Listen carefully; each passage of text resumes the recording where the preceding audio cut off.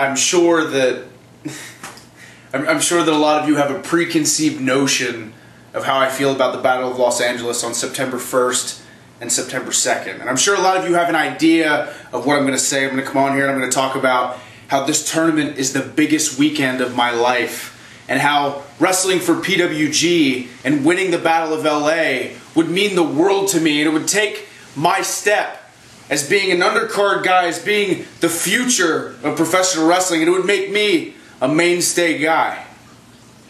And even though a lot of those statements are true, that is not how I feel. Because let me tell you, let me explain to you wrestling fans what happens to me each and every weekend I show up not only at a PWG wrestling show, but at a professional wrestling show to wrestle. This is exactly what happens. I walk in, and there are multiple people, whether it be in the locker room, whether it be the camera crew, the referees, the people who set up the goddamn ring, it does not matter. All I hear time and time again is, Adam, you're the future of professional wrestling. Adam, one day you're going to be a main eventer. One day you'll be world champion. Here's the problem I have with that. This one day mindset, this futuristic idea of me someday mattering in professional wrestling is horseshit. I matter now. This whole future thing is no more. I'm a main eventer. I know it. And anyone who has said that to me before, you know it too. But the fact is, you're afraid. You want me to wait. You want me to wait my turn and let you have your time.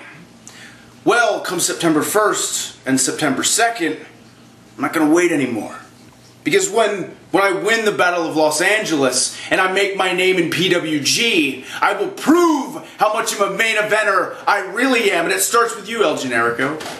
And how perfect, how appropriate is it that I find myself in the opening round, in the very first round, with a guy who has been labeled as the face of Pro Wrestling Guerrilla.